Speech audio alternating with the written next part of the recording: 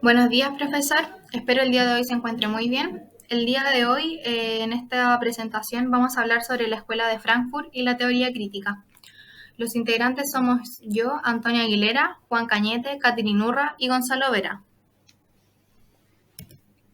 A continuación, en la siguiente clase desarrollaremos un análisis sobre las obras de distinguidos autores, partícipes de la llamada primera, segunda y tercera generación de la Escuela de Frankfurt, y cómo estas mismas obras complementan a la denominada teoría crítica, postulada en dicha escuela. A su vez, formular una relación entre los sociólogos Freud, Marx y Weber que involucre la participación en esta teoría.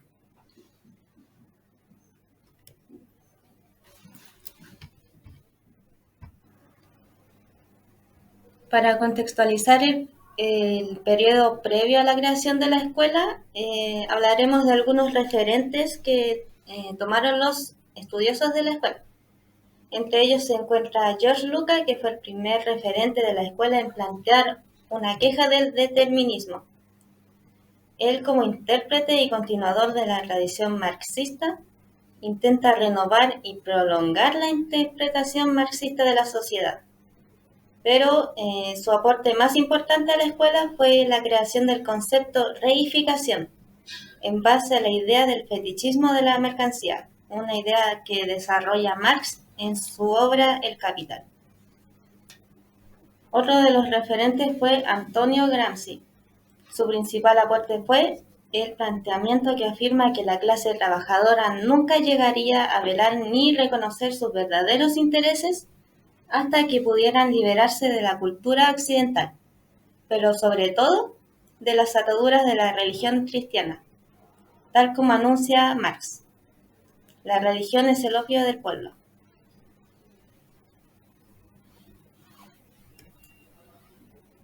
Escuela de Frankfurt. La Escuela de Frankfurt fue un centro constituido en el Instituto de Investigación Social. Este fue inaugurado el 23 de febrero de 1923. En una ciudad alemana por un grupo de investigadores que se adherían a las teorías de Hegel, Marx y Freud. Esta escuela se caracterizó por surgir como una consecuencia lógica ante los acontecimientos que, desde la década de los años 20, se iniciaban en Europa, ya que en esos años se planteó la necesidad de desarrollar una reflexión global sobre los procesos que consolidan a la sociedad burguesa capitalista y el significado de la teoría ante dicha consolidación. De este modo, el Instituto de Investigación Social vino a devolver a la filosofía y a la ciencia social su carácter de análisis crítico, no solo en relación a la teoría, sino también a la praxis y a la conjunción histórica de ambas. Una de las contribuciones más importantes y destacadas de la Escuela de Frankfurt fue su análisis de la sociedad industrial moderna y la cultura de masas. Los filósofos miembros argumentaron que la sociedad moderna estaba controlada por grandes corporaciones y que la cultura de masas era una forma de opresión que perpetuaba la injusticia y el poder de la élite, algo cuestionado y rechazado por esta escuela. Sus fundadores, Max Horkheimer y Theodor Adorno, Herbert Marcuse, entre otros, desarrollaron la teoría crítica. Esta cuestionaba la sociedad y la cultura dominantes y se enfocaba en la lucha contra la opresión y la injusticia. La Escuela de Frankfurt tuvo 3 generaciones. La primera generación, dentro de los teóricos más destacados, se encuentra Max Horkheimer, que vivió entre 1895 y 1973. Fue un filósofo, sociólogo y psicólogo alemán conocido por haber participado activamente en la consolidación de la llamada teoría crítica. En 1930 fue elegido director del Instituto para la Investigación Social alemán, también llamada Escuela de Frankfurt, por lo que estuvo detrás de la formación de una nueva corriente filosófica y corriente crítica con la sociedad de su tiempo y partidaria de corrientes marxistas. Bajo la dirección de Horkheimer y las influencias de autores tales como Freud o Marx, sería este último en especial quien lo inspiraría a programar una serie de estudios analíticos que tendrían por objeto la crítica radical de la sociedad tardocapitalista. Viendo cómo estaba evolucionando la situación política del país, Alemania en aquel entonces, con el ascenso de los nazis al poder, en 1930 el instituto tuvo que cerrar, y tanto Max Horkheimer como otros teóricos se vieron obligados al exilio. Max primero emigró a Ginebra y luego estuvo en París, para que finalmente se fuera a los Estados Unidos. El Instituto para la Investigación Social construiría su sede en el exilio en la Universidad de Columbia de Nueva York por varios años, hasta que en 1951 pudo volver a Alemania. La principal aportación de Horkheimer y del resto de los miembros de la Escuela de Frankfurt fue la teoría crítica. Esta realizaba una crítica radical de la sociedad de la época, del capitalismo y del sistema de dominio que la caracterizaba según estos pensadores. La obra de Horkheimer está muy influida por los acontecimientos que vivió, especialmente cuando sucedió lo del Estado opresor que crearon los nazis. A partir de los años 50 también criticó el sistema instalado en la Unión Soviética y también realizó una relectura del marxismo.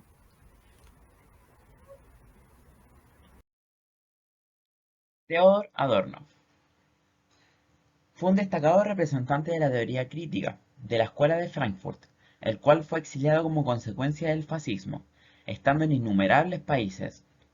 Los principales temas que abordó con su escuela dialéctico-hegeliana fueron la dominación de la realidad social moderna, el presente cosificado y alineado, presentando la negación como la principal forma de cuestionamiento.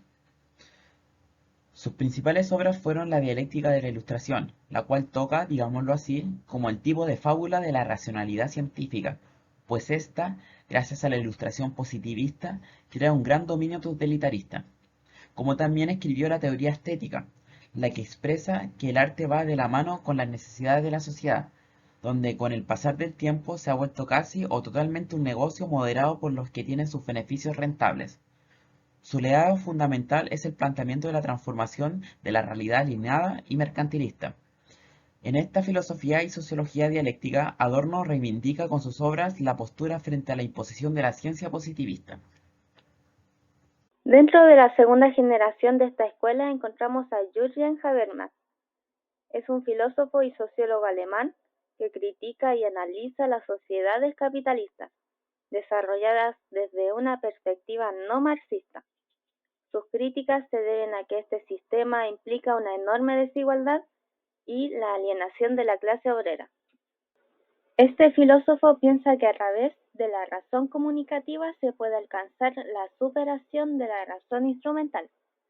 A raíz de esto nos preguntamos, ¿qué es la razón instrumental y la comunicativa? La razón instrumental se define como la priorización de alcanzar una meta a través de objetos y acciones. No importa si es algo material o un humano, se le minimizará a un objeto con un fin. En resumen, todo se puede reificar cuando se tiene un objetivo en mente. La razón comunicativa, según Jürgen, es el lenguaje. Es un sistema indispensable que crea las relaciones humanas en la naturaleza moral. Sabiendo esto, podemos comenzar a definir su teoría, la cual afirma que el ser humano es expresivo por naturaleza y buscará cualquier modo de comunicarse para establecer contacto con la sociedad. Esta dimensión plantea que las bases de la comunicación se resumen en tres postulados teóricos. El primero sería el mundo de la vida. Es una serie de características y aspectos intersubjetivos que conforman la cultura, la sociedad y su personalidad. El mundo de la vida está dominado por el mundo de los sistemas. El segundo postulado teórico es el sistema. Se refiere a dónde nos comunicamos y las estructuras de reglas propias que rigen a la sociedad, es decir, político, administrativo y económico. El tercer postulado teórico es la acción comunicativa. Se refiere a la interacción comunicacional entre dos o más personas, la cual está constituida por la interacción, el lenguaje, la acción y la relación interpersonal para conformarse y poder transmitir pensamientos y comprender el mundo social. Es a través de esto que se podrá conciliar el contraste o antinomía de la racionalidad instrumental y la comunicativa. Axel Honneth fue un filósofo y sociólogo alemán, el cual fue uno de los estudiantes más destacados de Jürgen Habermas, partícipe de la segunda generación. Honneth, autor de la obra La lucha del reconocimiento, constituye un auténtico programa de investigación de largo aliento que inspiró a que se le denominara como la tercera generación de la Escuela de Frankfurt. En La lucha por el reconocimiento, publicada en 1992, comprende el reconocimiento cómo el sujeto necesita del otro para poder construir una identidad estable, segura y plena. De esta manera, desarrolla tres formas de poder clasificarlas, las cuales denominó como esferas. Entre estas podemos encontrar el amor, el derecho y la solidaridad. La teoría crítica se inspira en la obra de Marx, enfocada en la naturaleza del sistema capitalista. A pesar de eso, existe una insatisfacción de estos teóricos alemanes por el determinismo económico de la teoría marxista.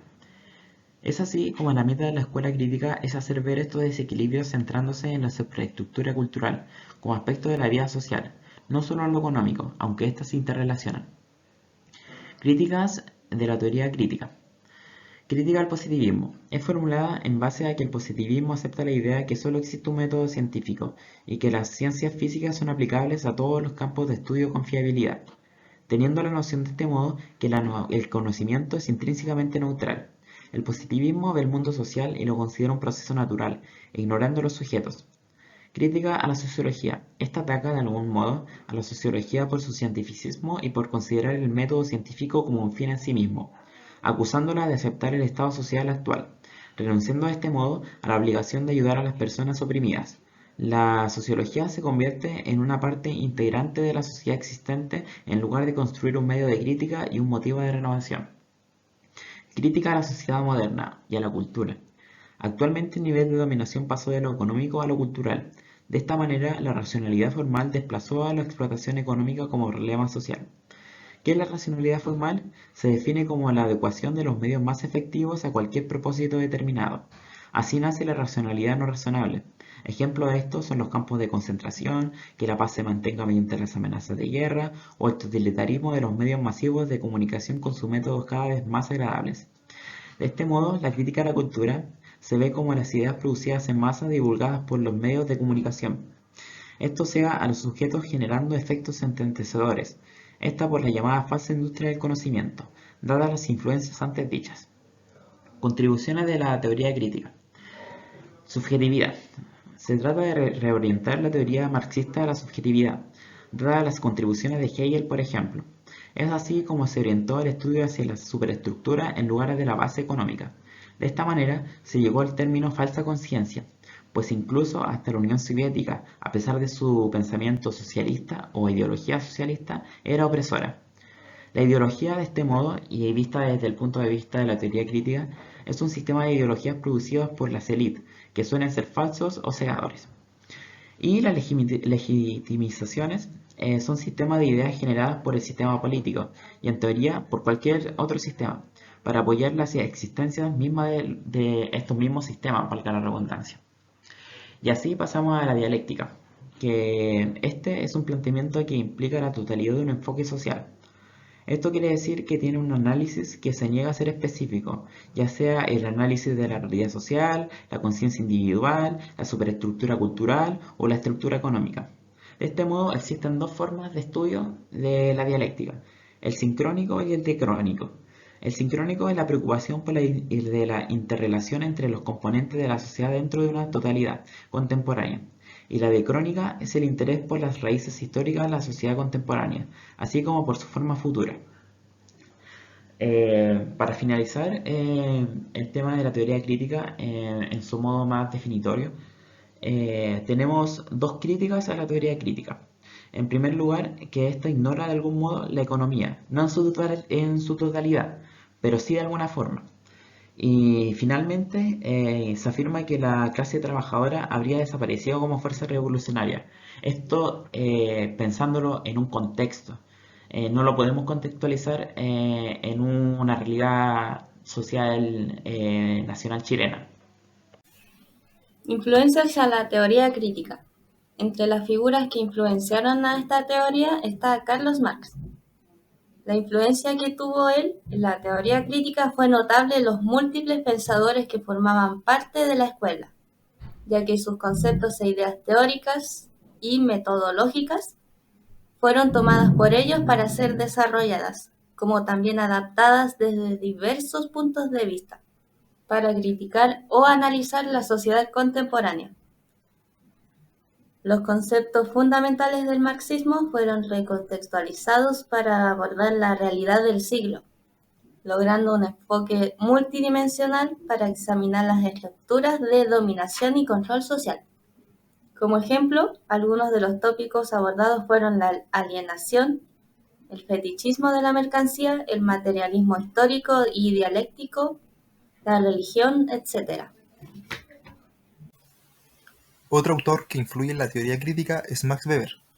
A pesar de no ser un miembro de la Escuela de Frankfurt, no estuvo del todo ausente al momento de que se diera a conocer la famosa teoría crítica, la cual se postuló en el año 1937, mientras que la sociología de Max Weber ya era conocida desde 1904 en su obra titulada Protestantismo, alma del capitalismo.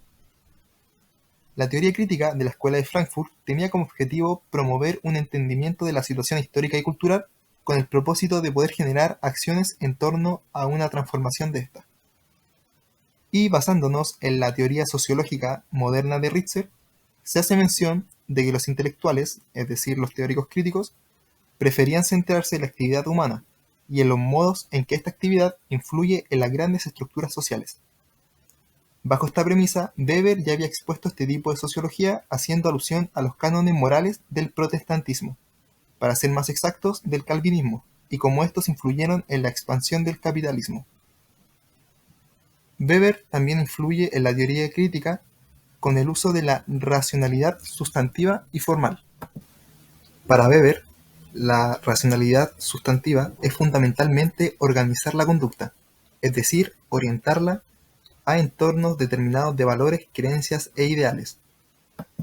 En pocas palabras, regirnos bajo una determinada ética. En cambio, en la racionalidad formal, evalúa los medios y los fines, es decir, calculabilidad y cuantificar. Finalmente, quien también influenció a la teoría crítica fue Sigmund Freud.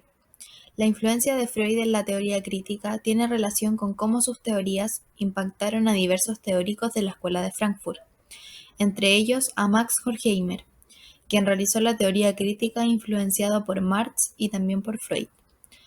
Debemos entender que Freud es el padre de la teoría del psicoanálisis, la que plantea que todo lo que le sucede al ser humano pasa por el inconsciente. Por la misma razón, para Freud, era necesario estudiar al ser humano en sí mismo junto a sus conductas colectivas o contexto, mientras que Marx se enfocó en estudiar en profundidad la estructura económica, y si bien estudió otros factores, no ahondó tanto en los mismos. Dentro de ello, para la teoría crítica, le era fundamental el analizar críticamente diversos factores de la vida social e intelectual, para así poder precisar la naturaleza del sistema capitalista. Si bien se entendía que lo económico era un punto relevante de estudio, había más factores que deberían ser evaluados. Dentro de estos, el intelectual y el cultural, dos aspectos que influenciaban la vida de la sociedad. Es aquí cuando Freud aparece con su teoría psicoanalítica, dándole importancia al inconsciente en la vida cotidiana del ser humano y por consecuencia este inconsciente ser parte de los factores a evaluar para entender la realidad social. Las críticas no podrían estar solo situadas a las estructuras sociopolíticas y culturales, sino que es precisa la revisión de la lógica de la dominación del inconsciente social que se articula a través de una sublimación represiva en la que la realidad y el sujeto quedan reducidos a simples instrumentos de producción y de consumo.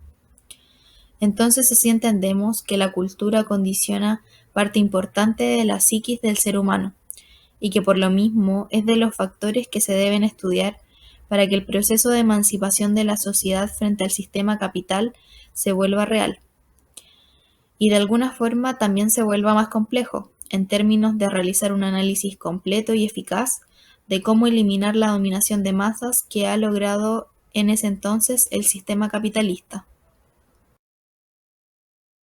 ¿Cómo Grupo, creemos que las teorías sociológicas revisadas en nuestra exposición tienen intrínseca relación entre ellas, pues cuestionan desde un punto de vista especializado y propio las estructuras de poder que nos dominan hoy en día.